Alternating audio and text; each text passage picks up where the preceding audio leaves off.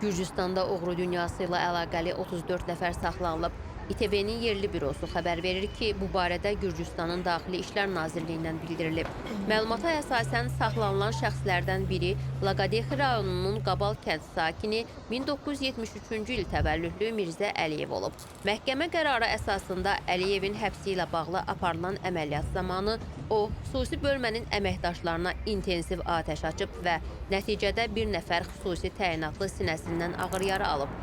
Məlumatda qeyd olunub ki, təqsirləndirilən şəxslərin mübahisələrin həllində iştirak etdikləri, şərtləri pozanlardan cərimə tələb etdikləri və onları ölümlə hədələdikləri müəyyən olub.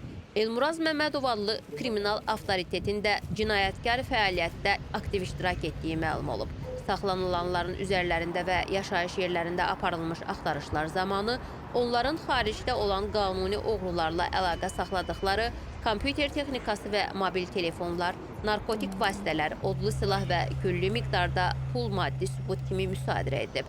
Oğru dünyası ilə əlaqəli şəxslərin törətdikləri cinayət əməllərinə görə 15 ilədək azadlıqdan məhrum etmə cəzası nəzərdə tutulur.